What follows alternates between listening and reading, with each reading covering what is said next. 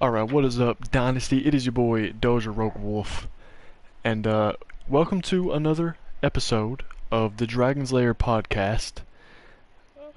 Says we have 0 people watching on the top of the screen, but yeah, that's a lie.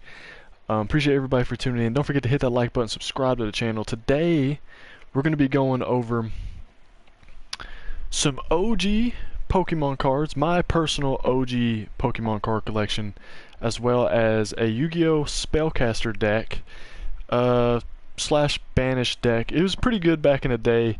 It probably doesn't really stand up to like 2023 standards, but whenever I was playing competitively back in like I think 2014, 2015, it was alright. It was pretty decent for what it is.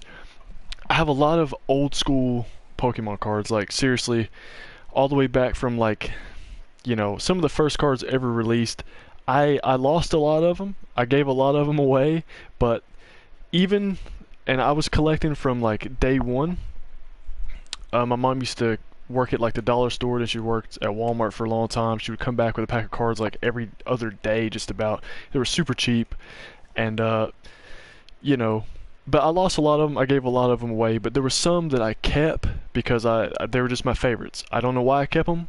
They just looked cool. They had some significant value, and some of them are actually really rare, and some of them are, you know, some like I have promo cards you've probably never even seen before, but we're gonna get into that. Again, like the video, subscribe. Big shout out to the 2 members on the channel. We're going for 5 being the goal. Big shout outs to the 2 on the channel, XWDemo, Fetty Gaming _TV. Go check them out on YouTube. They produce content from time to time. Yeah, if you want to help your boy out, we have supers available, and you can become a member. It's very cheap, and there's perks. So, basically, Yu-Gi-Oh! As far as a card game, yeah, don't forget to vote in the poll. What's better, guys, Pokemon or Yu-Gi-Oh? Personally, I think Pokemon. I think. But as a card game, Yu-Gi-Oh! All day. I've never even played the Pokemon trading card game. I'm not even gonna lie, dude. I've never played it, not even once.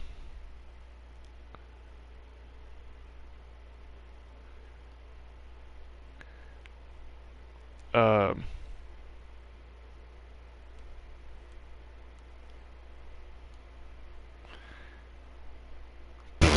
okay. Anyways, I'm just gonna get into this. We're not. We'll talk about that later at the end of the stream. This is hilarious. I applied to Walmart earlier, and they said I'm not qualified enough to work there. Everybody's gonna be so mad. They're gonna be like, "What? You didn't?" My mom works there, and she's gonna be like, "I can't believe it." I'm like, "I can believe it." Noda Gang, what up, Nautica? What up, Naughty? Alright, anyways, turn that down. Without further ado, let's actually get into this, bro. I'm gonna show as much of these off as I possibly can. So we're gonna start. These are not cool, right? You're gonna see these in a bit. We're gonna start with Pokemon first. These, I've got them all in pagelets, and we're keeping them in pagelets, dog. Didn't know you can do that with Share Factory. Oh yeah, dude, you can do that with Share Factory. It's pretty sick. It's pretty cool if you just want to have like a chill chatting with viewer stream or whatever you want to do. You can just record yourself just talking. These aren't the cool ones. So we're going to hold these up where you can actually see them. These aren't the cool ones though. You got Spinarak, Skiploom, Shuckle. You know, these are old though. This is a first edition Weedle and Sunscreen. First editions all the way, Farfetch, Porygon. These are like, you know, first and second generation Pokemon cards here. These are from 2000. These aren't the cool ones though. Like I say, I've got them all in pages. Those are nowhere near, like those are the least cool out of all of them probably. This is gonna make a lot of people mad. This makes me mad, and you're gonna understand why. Because, like I said, I gave away a lot of cards back in the day, right? Happy birthday to Bunter. Did you have the same, literally have the same birthday as my mom, dog? That's weird. This is gonna make a lot of people mad. Wait for this. Right? Okay. This is a newer card, this Reshiram. These are 3rd generation, normal, camera up, you know, 3rd gen.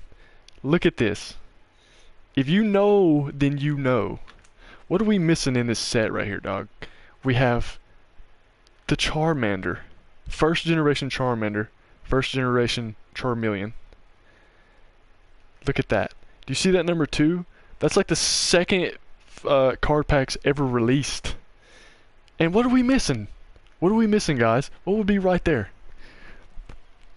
Charizard. And let me tell you, this is the set. This is the set. This is the set that goes with the infamous Charizard card. Even if you have that Charizard card, it's not 1st edition, it's not the Shadowless, it's still thousands of dollars. We had that card. Not only did we have one, we had numerous, dude. We had more than one, for sure. But that goes with that set perfect. That is the set. It's the set.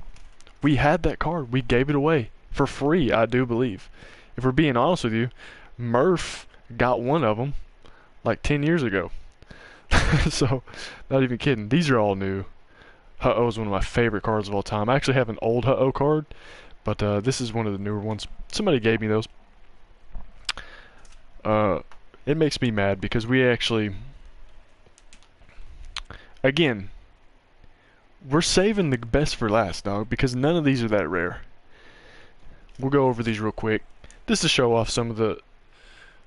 There's a 3rd generation in there. These are a little newer. This is older. See this Tentacruel? We actually...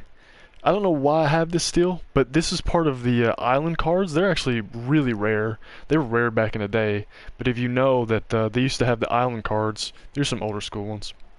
They had the island cards where they actually made an entire picture whenever you put them together. Be back, busy time, then maybe some Spyro. I'm down to play some Spyro, dog. We got some stuff to go over on Spyro. Now here's where we start getting into more rare stuff. Now these are actually really rare. Like, you're gonna see a holo card here that is extremely hard to find. But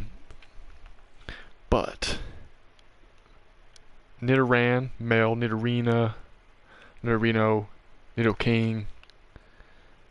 These are actually pretty rare. I'm not gonna lie to you, especially the one in the middle. We have a Japanese card from somewhere or another. But this one in the middle is extremely rare. This Nidorina with the outside hollow. That is extremely hard to find. Extremely hard to find.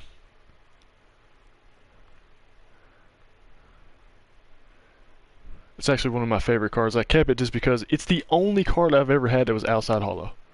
And Celebi is also one of my favorite cards there. Not that hard to find. I mean, it is very hard to find now, but you know, these are the originals. They re-released all these cards, at least the 1st gen. I don't know about Celebi in the 2nd gen, but I can't even see. This was 2002. This Nidorina outside hollow was 2002. That's a very hard to find card. A very, very rare card. Especially nowadays. I mean, you can't just get that card anymore. Like, it's, you know, you had to have it back then. Here is some... These cards right here, I kept these two. They're not shadowless. But if you have the shadowless version of this card, it's another card that, even back in the day, was thousands of dollars if you had it. Which is crazy, because I remember actually, this is how old this is. I remember getting on eBay and seeing these cards and being like, the amount of money it was for a shadowless Pidgeot was insane. So, a Light and Dark Dragonair, I always thought those cards were cool. 1st edition Light Dragonair. Again, it's probably rare by today's standards, but back then it wasn't that rare. These Pidgeots, they're exact duplicates, but if you have the shadowless version of a Pidgeot, I don't remember which series it came out of. As you can see, I mean, it's hard to see, but These came out of two different card series, but they're the exact same card. That's pretty rare anyways, but if you have a shadowless version of Pidgeot, it's like you're dealing with like Charizard territory type stuff. Again, like a Japanese card. I don't know how I got these Japanese cards, but we got them from somewhere, dude. But yeah, you've seen some rare ones right here. Here's an extremely rare card that I am one of the lucky few to have. It's probably not worth that much money, but by today's standards, it's extremely hard to find. These are really not that rare. I only kept a lot of these because they were my favorites, like the Larvitar First Edition, Cubone, Marowak. Don't know why I don't have Tyranitar. A couple more Japanese cards, but this Misty Seadra right here, you can't even see it because the reflection's so crazy. You can see that there's writing at the corner of that card, right? Just barely.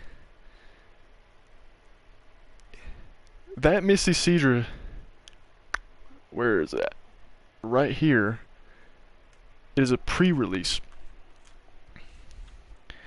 It was a pre-release. This came out before second generation was even out. I can't remember if it was for the Celebi movie or if it was some other movie or if it was just like you had to go to an event to get it. I don't really remember. It was so long ago. I mean, let's see. They're dated at the bottom. This was it's 2000. So it was right before like Gold and Silver came out. I don't know how I got it, but it's a pre-release. It's Misty Seadra pre-release. That's extremely rare. Now we start getting into this card is one of my favorite cards of all time. Two of them here actually. Third generation set for Sceptile, Trico, and Grovyle. Really cool cards. Sceptile's that's pretty rare. It was pretty rare by standards back in the day. One of my favorite cards. But here is where this may be my favorite card of all time. This Japanese Meganium. Rare as it stands, but it's Japanese. And mind you, the thing that makes this cool, that may not even seem cool today. It's like, oh, you got Japanese cards, who cares? You can just order those online. We did not have that, we did not have that ability in the late 90s and early 2000s. You didn't just get, Japanese Pokemon cards. By those standards, this card is so rare, dude. I don't even know how I got it. Literally, probably somebody at a flea market somewhere had went to Japan, got a bunch of fucking Pokemon cards, and came back and traded them to somebody, or somebody bought them off of them. That's almost the only way you could get cards like that back in the day. These are sick. This whole set here. By the way, this is another promo card. So this Eevee and the Eeveelutions are sick. First generation cards, second generation cards, OG. We didn't buy these when they re-released all that crap. This is a promo Eevee. You can see that star on the Eevee. That is a promo from either one of the movies. I'm pretty sure it was one of the movies. You'll never get that again. If you don't... Imagine if you had an unopened... what was the second movie? Whatever the second movie was. I can't even remember the name of it. I think that's how you got that Eevee card. But you can't find that anymore. And they can't just remake that because it's a promo card. It's pretty sick. Jotron, what up, man? Busy right now? Hey, it's all good, dog. I appreciate you guys for tuning in, as you are. Don't forget to like before you leave. Sub if you're new, all that kind of good stuff.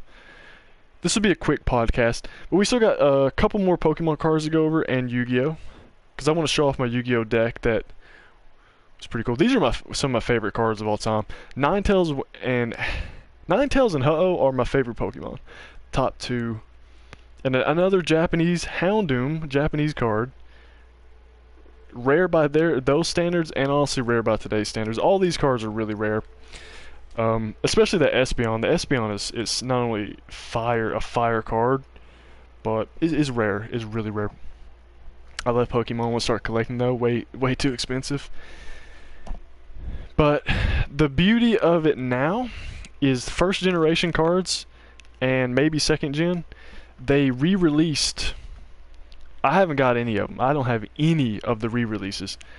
Actually, I'm lying. I have one of the re-releases. It was that Cleffa earlier. The holographic Cleffa was a re-release.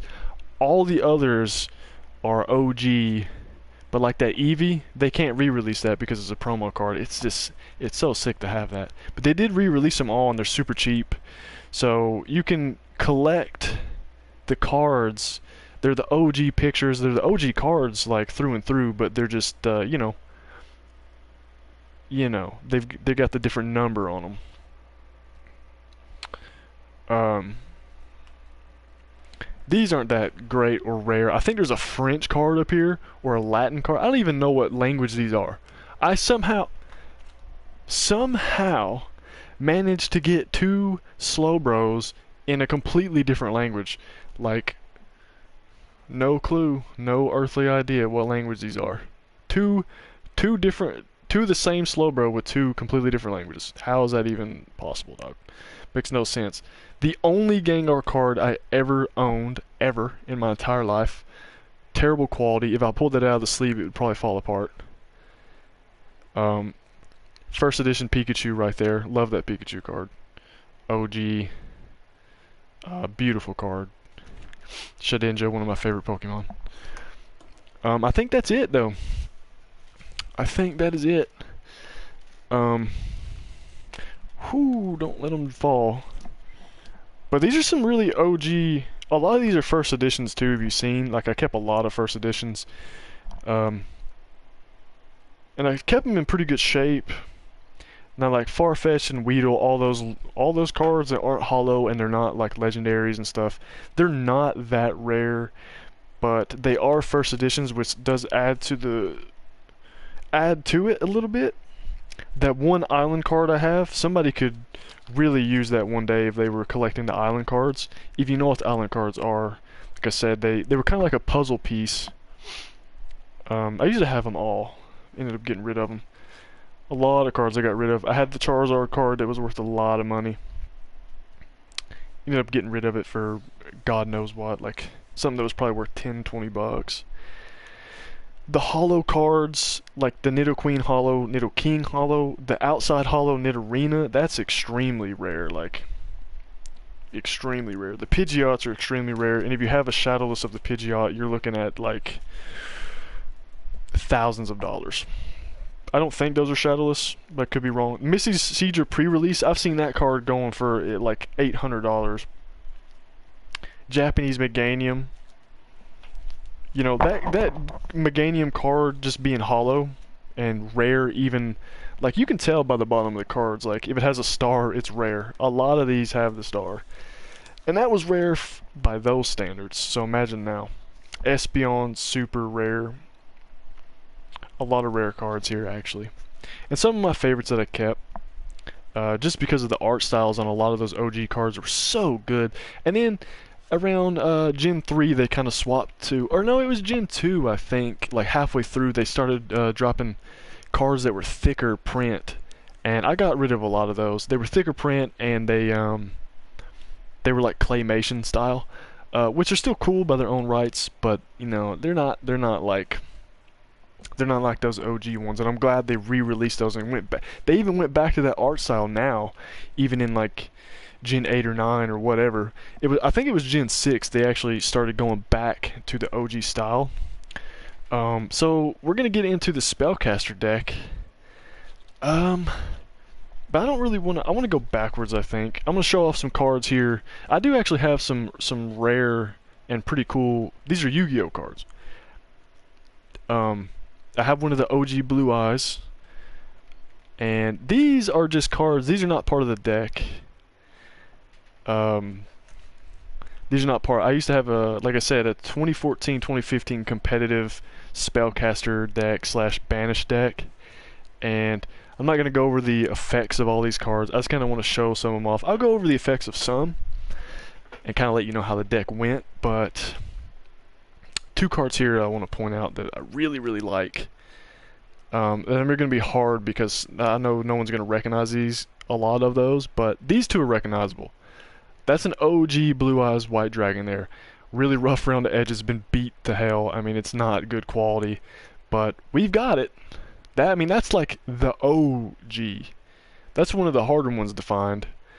Not even, I don't think it's that rare by today's standards, but this is, you know, the freaking stone in the background, Blue Eyes. I never had one of those growing up, but I eventually got one years and years later. Same with Toon Dark Magician Girl. I always wanted this card. Never had it until, you know, now. As an adult. One of the cards I always wanted as a kid, though.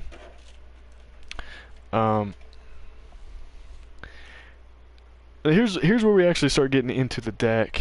And you're going to see, this is actually a new stylized artwork of Slifer the Sky Dragon. That a lot of people may have not actually seen this. That is like one of the new artworks of Slifer the Sky Dragon in a holo. And a Volcanion, for some reason I put that over here with him. But this is actually part of the deck. Honestly, like, I could go into detail about all these cards. Aerial Recharge. Once per turn you can summon one Mecha Phantom Beast token.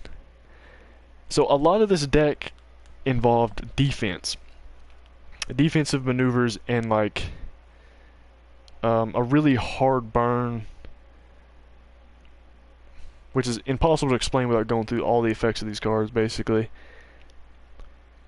All Spellcaster related, and then of course the Aerial Recharge was just for extra defense, which seemed to work really well back in those days. By today's standards, you're not going to use as much defense as I was using. But you can summon those cards out for defense, and there was some reason.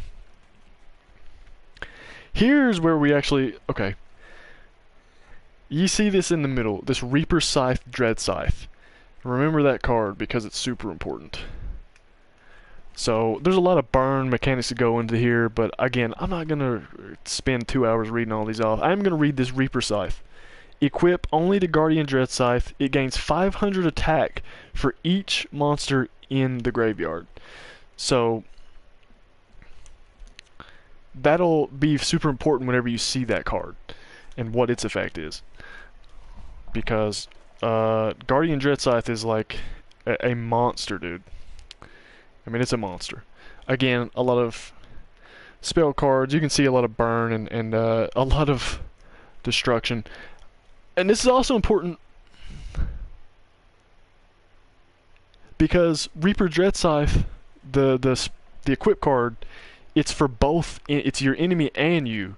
So 500 attack points for all monsters in everyone's graveyard. It's a bit of a cracked card, especially back in those days. Here's some cool stuff that we gotta rub and fade its face. Well, not only did we have the new artwork of Slifer the Sky Dragon, as you can see, these are gold hollows on the which the camera doesn't do it justice, on the Spirit Reaper. Good defensive cards. You cannot destroy those by combat. Or what is it? Cannot be destroyed by battle. After resolving a card's effect that targets this face-up card, destroy this card. When this card inflicts battle damage to your opponent by direct attack, discard one random card from their hand. So, pretty nice stuff. But here's the ones we have to rub and fade its face. The OG artwork, at least. Slifer the Sky Dragon and Winged Dragon of Ra. So, if you remember, and you were actually playing Yu-Gi-Oh! Back in the day, the OG... God cards were banned for years and years and years and years. You cannot play them in tournaments. But they made them playable because of the backs. The reason they weren't playable is because, if y'all remember, like the OG Slifer had a red back, the OG Raw had a yellow back, and the OG Obelisk had a blue. I don't have Obelisk, I did, I don't know what happened to it. But the whole cards were blue, red, and yellow. You couldn't play those cards. You couldn't play those cards at all. But they eventually unbanned them if you had the the ones that were new backs. I don't know why they did it that way. Why the originals weren't. The effects are the exact same. There's no difference. These are all spellcasters basically. We had some DDs in there for banish purposes because you can banish all the cards. So this is Guardian Ethos and Guardian Dreadscythe. This is another magician right here. What was the name of this guy? Gaga Magician, baby. Alright, so the Guardian Dreadscythe card is insane. It has like 20,000 effects. It's literally like a page of writing, dude. It cannot be normal summoned, must be special summoned by its own effect, and cannot be special summoned by other way. If a Guardian Ethos is destroyed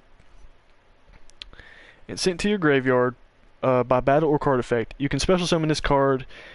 When this card is special summoned, you can equip one Dreadscythe, the Reaper equip card. Then your deck to this card. You cannot normal special summon monsters during your normal set. If this card is sent from the field to the graveyard, send one card from your hand to the graveyard, and if you do, special summon this card from the graveyard. So this keeps coming back. Guardian Ethos. If you have no monsters in your graveyard, you can special summon this card. You can send one of your equipped spell cards equipped to this card to the graveyard, then target up to 3 monsters in your opponent's graveyard. Banish those targets, and if you do, this card gains 500 attack for each monster banished by this effect until the end of the turn. So basically, what you can do with this set here is you can just special summon Guardian Ethos without doing anything. Basically, banish an infinite number of cards. You know, from your opponent's graveyard, and then special summon Guardian Dreadscythe, equip the card, and give it like, it already has 2,500 attack, 500 attack for each banished monster. Just right there is 1,500, and you can do that like infinitely. So I've hit people, like back in those days, I was hitting people with a Guardian Dreadscythe that had an ungodly like 8,500, 9,000 attack points. Pretty brutal. And I'm pretty sure I have cards that allow to attack directly to the life points.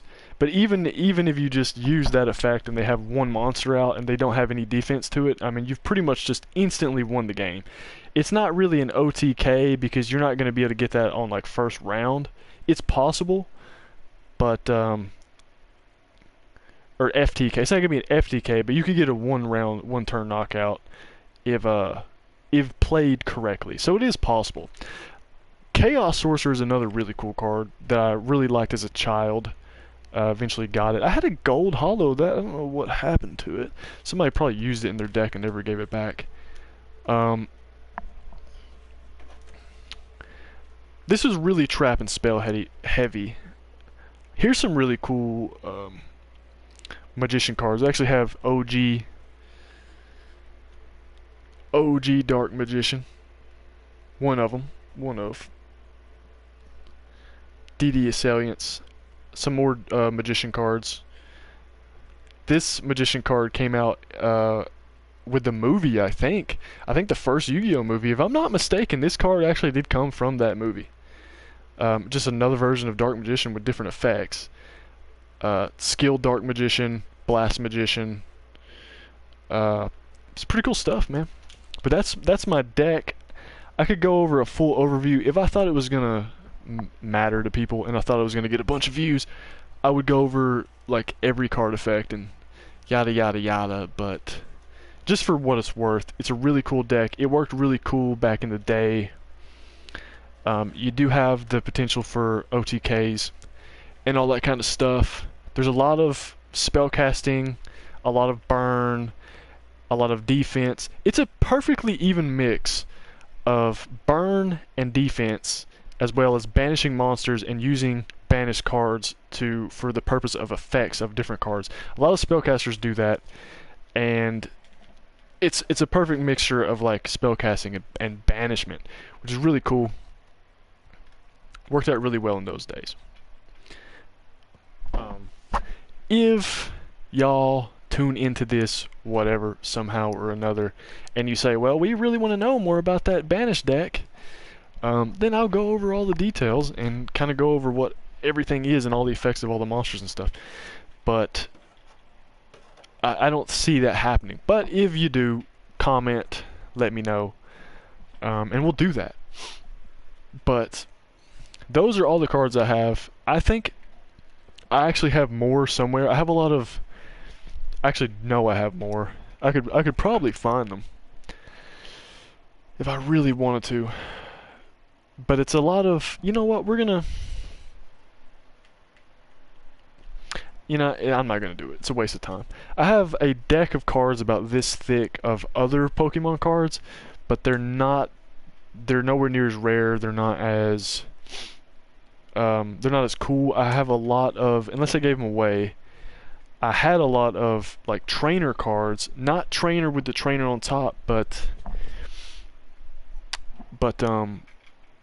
you know, if you remember back in the day, they had like gym leader cards. That's what I should say, gym leader cards. So it'd be like Brock's Geodude, and you know, that's where that Misty Seadra comes in and stuff. Like the old days, they used to do that crap. I had a lot of those cards. I have a lot of those cards.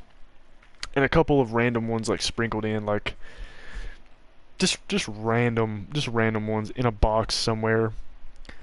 I think I have some Neopet cards that are there because that's how little I cared about all those. You know, but we kept them. I know there's like some McDonald's promo cards in that box too. It's in the closet in my other room, but I don't feel like going and getting it. But those are the main ones. Those are some of my favorites. Some of the OG, and rare cards. Pretty cool stuff. Anyways, this has been the Dragon's Lair podcast. Just kind of talking, ranting, showing off some cards. Pokemon, Yu-Gi-Oh! I thought it was pretty interesting. Thought it was pretty cool.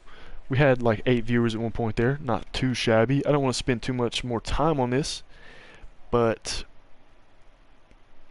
you know, schedule is as stands. You know what I mean? Monday through Friday around 10 p.m. Streaming different stuff. Kind of focusing on Apex and Spyro. Me and Old Faded been speedrunning 80% on Spyro 1. We're definitely going to be looking at... We're going to keep getting that. My last run I had 39 minutes and 1 second, so I finally broke 40. We're going to try to break 30, and if possible, we're going to try to break like 29, 28 minutes. So that's on 80%, but I'm also going to start speed running 40 orb on Spyro 2 and 80% on Spyro 3 because it is possible to do that on PlayStation.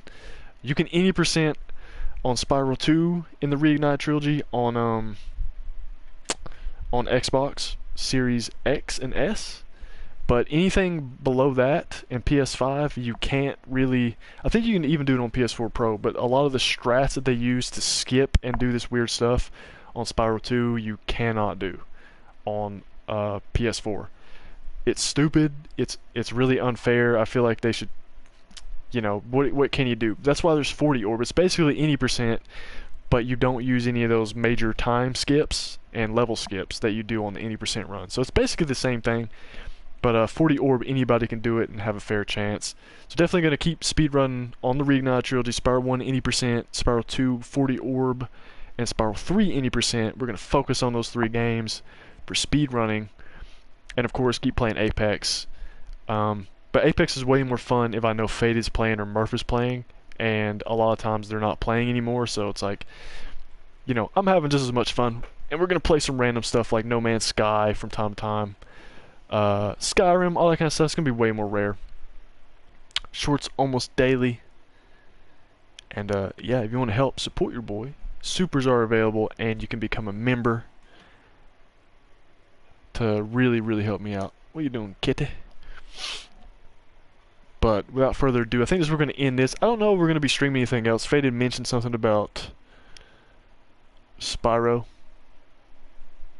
today. I don't know. He said he was busy and he was going to hop on Spyro. But I don't know what that is because it's 10 p.m. So we may not be streaming anymore tonight. I don't know. But we should be back at it tomorrow. So peace out, guys. We'll catch you on the next one.